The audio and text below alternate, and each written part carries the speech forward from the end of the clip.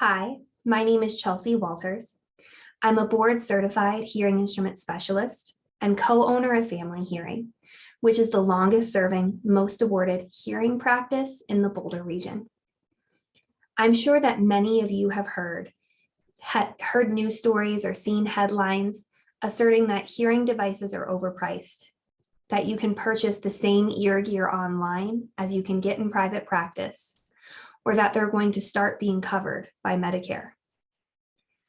All of this chatter provides a glimpse into the headspace of a new kind of audio consumer, one that wants quality of sound for the right value, one that wants easier access to the audio gadgets they desire, and more options to choose from. My goal in this discussion is to share how the industry as a whole and how private practices like mine are bending to meet the needs of the modern listener. To do that, we'll be reviewing the profile of a modern listener, getting to know why better hearing is important, discussing the different paths to treatment, learning about the listener demands of today, and identifying what the best choice is for you. Listeners today are more tech savvy. Young and old have embraced communication with family and friends through technology like text messaging, FaceTime, and more. And in a world of instant access, modern listeners have information at their fingertips. They seek solutions for better hearing on their own and come in knowing what they want and what they don't. Instant access also heightens the expectations that products, services, or communication around these consumer goals are on the terms and the timelines that they demand. And not to be forgotten is how connected the users of today are. We are all often led to our choice in product or service by leaning in on a friend or looking at an online review of someone that we relate to. Modern listeners have some hopes. They want personal care that meets them where they're at. They want that care to be convenient and easy for them to get. They want prices that match the payoff that they receive. They want the most advanced technology that they can get, but they also want that technology to be intuitive and easy to use. They want technology and services that promote physical and mental health. And they want to drive their own journey. They participate in the decision-making process. There's no backseat here. Modern listeners also have some fears. They worry about the care that they once relied on for hearing help might become depersonalized as bigger tech companies get more in the space. Calling a 1-800 number or a YouTube tutorial is not the same as walking into a private practice and getting something fixed in 5 minutes. Also, as big companies start to become more involved in the hearing care space, users have a fear about their personal data. How is it being commoditized, and what are the ethics being applied to that? Modern listeners today understand intrinsically that their hearing is important. This isn't thanks to the abundance of personal audio gadgets in the marketplace, but it's also because listeners have probably had some experience with family or friends, or maybe even themselves, missing out on connections with family members or friends because they can't hear, feeling withdrawn or isolated from conversations because they can't participate, and even a loss of confidence because they can't follow what's being said in a conversation. Also, at this point, many listeners have been exposed to information that links hearing health to overall health. So I always like to take a minute to unpack what hearing loss is and what it's not. Hearing loss doesn't mean that someone can't hear. It means that they're missing out on pieces of the sound picture. Just like a crossword puzzle, the more holes in that puzzle, the greater the hearing loss, and the harder that puzzle becomes to solve. But the brain just doesn't sit around when it's not getting the information it needs from the ears. It compensates. When someone with normal hearing listens, the auditory part of the brain is distinctly engaged. But when somebody with untreated hearing loss listens, we see the brain start to utilize other tools, the visual and deductive reasoning centers, so you can actually see that the brain compensates. Untreated hearing loss not only shifts how the brain functions in this way, but has been tied with accelerated brain tissue loss, has been tied to increased incidences of dementia. Those with a mild untreated hearing loss are 2 times more likely to acquire dementia, and those with an untreated severe hearing loss are 5 times more likely. The key phrase in those frightening facts is the word untreated. Untreated hearing loss has been tied to many negatives, including reduced connections with family and friends and cognitive decline. But research also shows that better hearing has some positives. So by improving and treating your hearing loss, you'll have better speech understanding, both in quiet and in noise, improvements in executive function, the ability to make decisions, improvements in working memory, the ability to remember that you need to grab ketchup when you're at the store without looking at a list, reduced isolation, and preservation or reinvigoration of those connections to the people and the sounds that matter most to you. So how do people get the hearing help that they need? Traditionally, this is achieved through a process where somebody calls to schedule an appointment. You have an evaluation where you're getting a hearing test, an interview, and a consultation to identify what your goals are. After that, you'll have another appointment to be fit with the technology that you and your provider has decided is right for you. Following that are fine-tuning appointments to make sure that you are meeting the goals that you set out to achieve.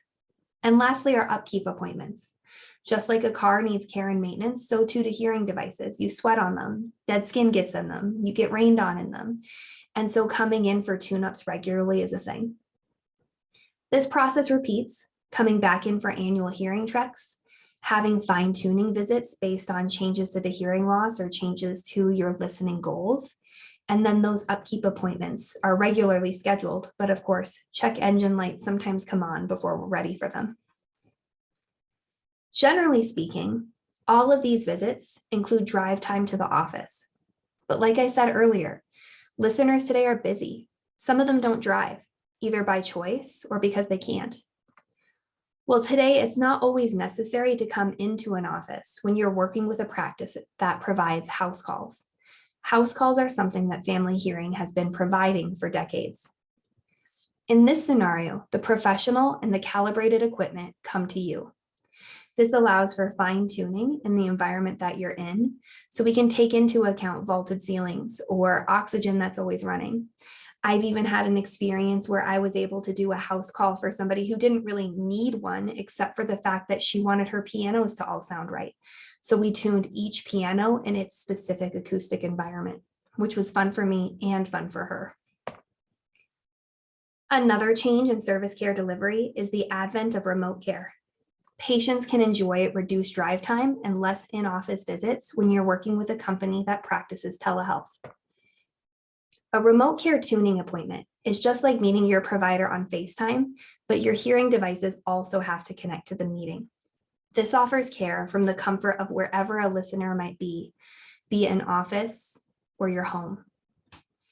In our experience at Family Hearing, it's wonderful for snowbirds, busy professionals, or those people who might be afraid to come into the office for health reasons. We definitely see that people choose telecare appointments when COVID cases rise. There are 2 types of telehealth. The first is synchronous, where you're meeting with that provider on FaceTime live and they're making changes to your hearing devices live. There's also asynchronous telehealth, where you maybe call your provider or you email back and forth with your provider and decide what setting change you need. And then the provider can send those settings to you that you download yourself on your phone. Though remote care is fantastic, it's not for everyone. It requires a solid internet connection, no meeting at coffee shops. You've got to be at home connected to a good Wi-Fi or at your office, same thing. Remote care is an exciting new way that hearing care services have been delivered. In fact, it's been around for probably 4 or 5 years now, but definitely has been accelerated thanks to the pandemic. But the question then becomes, why don't I recommend telecare for all phases of the journey, specifically the evaluation and the fitting? Though telehealth certainly offers some conveniences for both providers and patients, it misses out on some crucial aspects of the evaluation and the fitting process. A visual inspection of the ear canal is important to ensure a clear pathway to the ear. Sometimes we find wax that can be removed that can improve the hearing. Sometimes there's anatomical anomalies that might change the device suggestion we're going to make for you. And of course, there are maladies of the ear that can be seen through visual inspection. When doing hearing tests online, computer speakers, headphones, or earbuds do not meet audiology standards for testing. In fact, using 2 different headsets on the same computer can yield different results.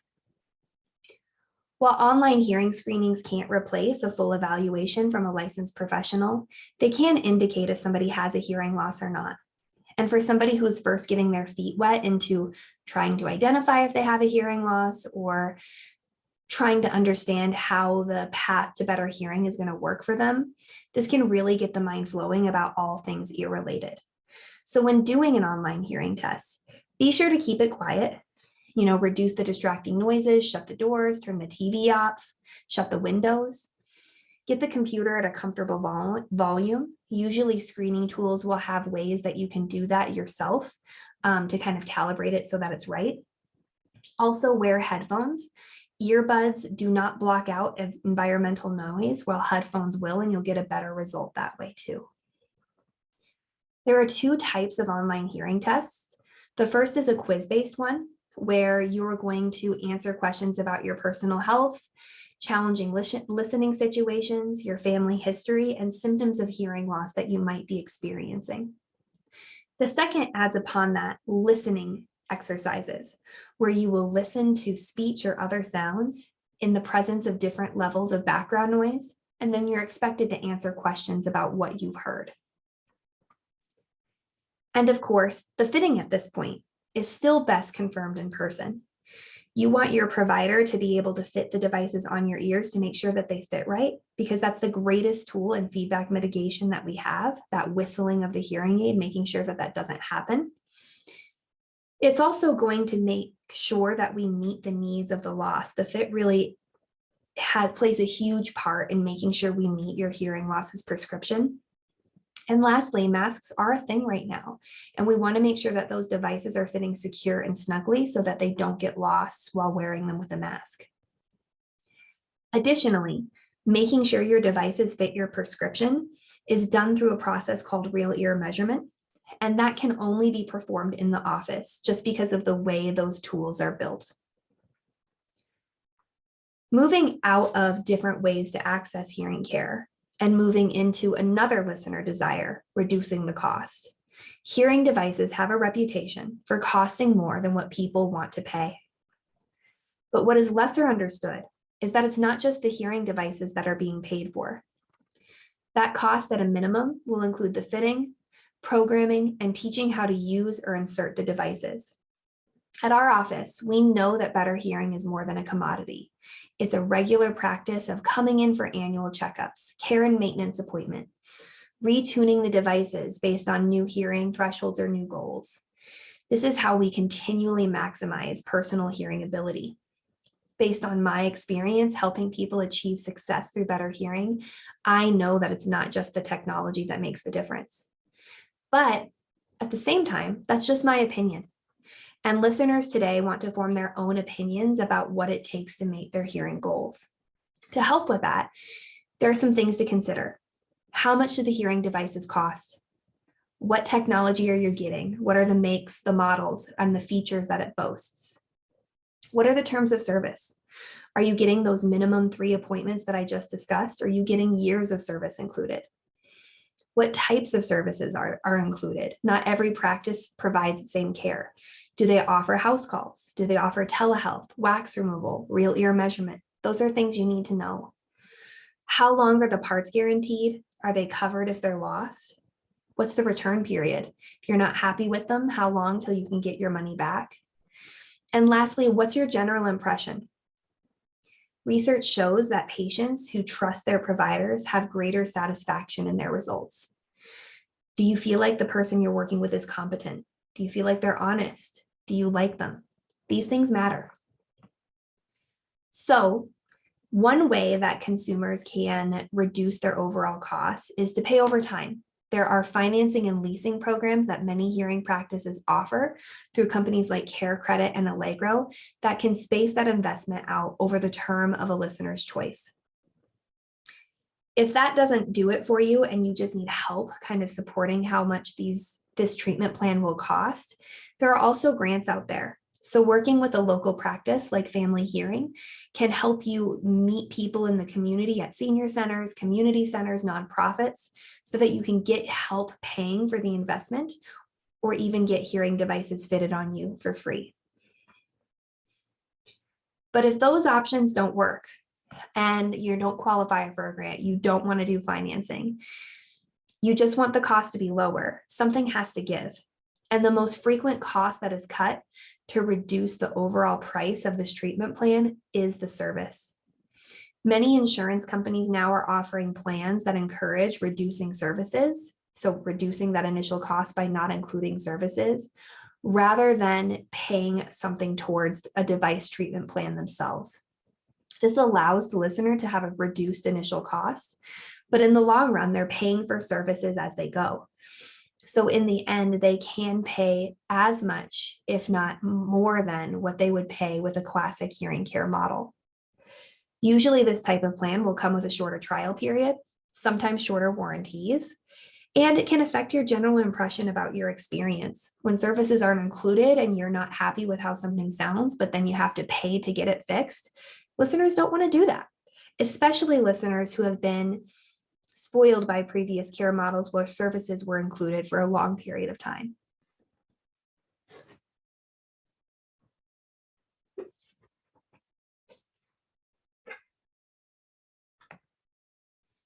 Everything we have discussed so far has centered around better understanding or tweaking components of the classic hearing care model. But there are some outside ear gear influences that are growing to complement this standard. To appreciate this difference, this addition to the hearing care industry, we need to explore the needs of the market that have favored its growth, understand how technology has been expanding, and the evolution of help yourself tools as a whole. Listener wants and needs are creating more options. And this is in part because there are many people with hearing loss who are not being served by the current care model that we've been discussing. Those with severe to profound hearing loss are likely getting hearing devices and have a relationship with a provider. But those with mild to moderate hearing loss are less likely. Given what we understand about the risks of untreated hearing loss, this cannot be accepted. Everybody who needs hearing help should feel compelled to receive it. This is even more important because when we look at the total amount of people who have hearing loss, those with mild to moderate hearing loss make up the majority of that space. And again, they're the least likely to be adopting technology. So how is technology evolving to meet the market where it's at? Well, we all have been talking about or know about classic hearing devices. These are designed to improve hearing in most circumstances and have been innovated over hundreds of years based on user input and research. Lately, we have been seeing an abundance of consumer audio buds or wireless Bluetooth earbuds in the marketplace. And these are awesome because they have really normalized wearing things in your ears. They've made that very normal. And these are designed for media streaming or phone call use primarily. And somewhere between those two categories are over-the-counter hearing devices. These are similar to consumer audio buds in that you just buy them over the counter yourself, but they're also similar to hearing aids in that they're designed for situational listening improvements. Over-the-counter hearing devices are something that many listeners are very excited about. So let's unpack what they are. These are audio enhancement devices designed for adults who perceive that they have mild to moderate hearing loss. So they are self-diagnosing themselves. That means they don't need to go into a provider to get a hearing test and they don't need a consultation at all. They can buy these over the counter themselves. And this does mean that because there's not a provider involved, that you're opening the box yourself. You're making sure it fits in your ear the way you think that it should. You're making sure it sounds nice to you the way that you think you should. This is all you driven. Amplification may range from a one-size-fits-all approach to a formula that is derived from you answering some questions and doing some listening assessments with your phone and the buds themselves. Because there is no professional involvement, this does provide a lower entry cost to better hearing. Again, these are designed for those listeners who are not being served by the current market.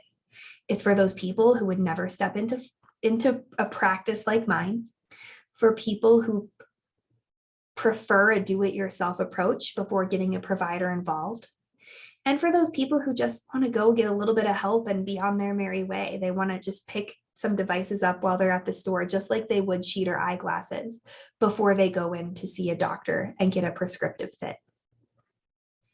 Many of you have probably seen headlines regarding regulation around these over-the-counter hearing aid products. To better explain, in 2017, the Over-the-Counter Hearing Aid Act was passed, and this was designed with the goal in mind to improve affordability, increase accessibility, and increase competition in the marketplace. In 2020, we were supposed to have the first draft of the proposed guidelines for these regulations. Unfortunately, like many deadlines in 2020, this one was also missed. But in the last few weeks, we now have our first proposal of those guidelines, where providers like myself, hearing device manufacturers, personal sound amplification product manufacturers, and listeners like you can provide your feedback and input to shape how these laws are made. The thing I want to point out is that even though over-the-counter hearing regulation is new, over-the-counter hearing help is not. The direct-to-consumer marketplace for hearing help is alive and well, and often you'll see these devices being called PSAPs, or personal sound amplification products, or hearables. What is changing is that there is going to be regulation in this industry now that's going to delineate those situational hearing enhancement devices from a new class called over-the-counter hearing aid devices. And that delineation is designed to help protect consumers and help create a standard of what these devices should look like and work like and fit like. So over-the-counter hearing devices have some benefits and have some limitations. Benefits are that they are going to provide less barriers to better hearing. So oftentimes people perceive cost, people perceive having to go see a professional or the drive time as a barrier. And this reduces all of those things. Again, it has the potential to reach those people who don't engage with the classic care model. There are people who would never want to come into an office like mine, but also think about people in rural communities that maybe have lesser access to professional care. This is a huge opportunity. Because more products are going to be in people's ears, that means that we're going to see more innovation. We're going to leverage users' inputs and help make all of this hearing technology better because we're going to have more information. And this will be the demise of substandard hearing care providers. Limitations of over-the-counter hearing devices include that they could pose inaccurate treatment for hearing loss because the user is self-determining if they have a hearing loss or not and what level that is, self-selecting the device that they feel like matches those needs. People are going to be underfit or overfitting their devices frequently. Because of this, it may provide a bad initial experience with hearing help that prevents consultation with a professional. So I urge you, if you do use one of these devices, fantastic. But if you're not totally satisfied with it, make friends with the provider because they might be able to help direct you to a different product, make your current product work better, or tell you that, the classic hearing care model is going to be the best solution for you. Many consumers are also really excited about the idea of these over-the-counter hearing products driving down the prices of that traditional hearing device and treatment plan that includes professional help. That's just not true. These are designed as another menu option to help reach those people that are not getting reached and to help complement the standard of care, which is that classic hearing care model that has been proven to help so many people for many years. Overall, for consumers that are currently engaging in that hearing healthcare space, They have been engaging with hearing devices and these direct-to-consumer, non-regulated, over-the-counter hearing products. And currently, when we look at the facts, people still prefer their hearing devices. Reasons in the study cited included that people weren't confident in self-selecting their technology themselves. People weren't confident in self-diagnosing their hearing loss. And even more people didn't feel confident in troubleshooting their devices when a problem came up without the help of a professional. In fact, that market track study also found that hearing aid owners almost unanimously agreed that the hearing care professional they worked with played a substantial role in their journey, with higher satisfaction rates at 94%. Why? Because a guide is irreplaceable. You can purchase glasses over the counter, you can buy a house online, and you can do your taxes with an algorithm. But a professional who understands the nuances and the complexity of their science is irreplaceable. And it's the ultimate way to move forward with confidence that you will meet your hearing goals.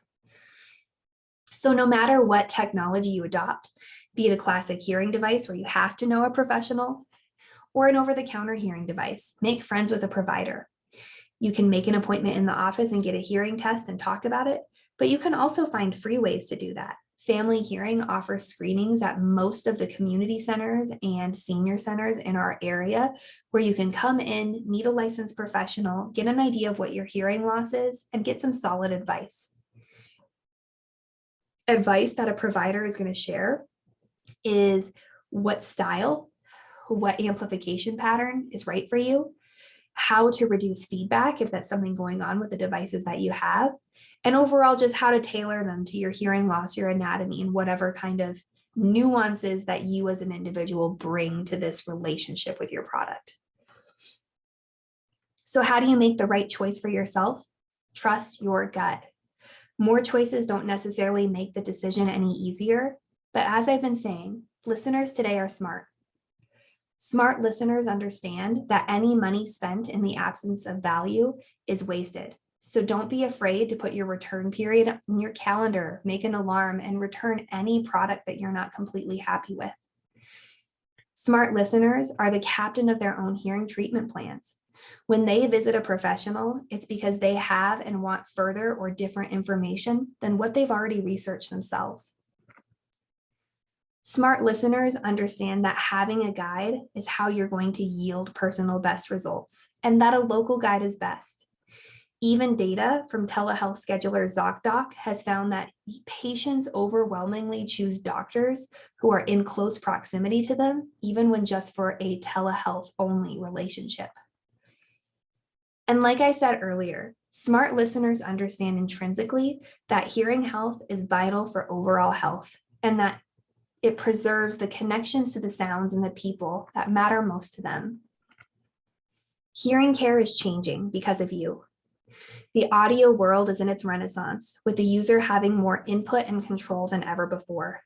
This is going to open more doors for the future of hearing help, because as they say, a rising tide lifts all boats. That said, there are some traditions that never go out of style, like phoning a friend when you need help. When you need to hear with confidence, please remember that Family Hearing is that friend.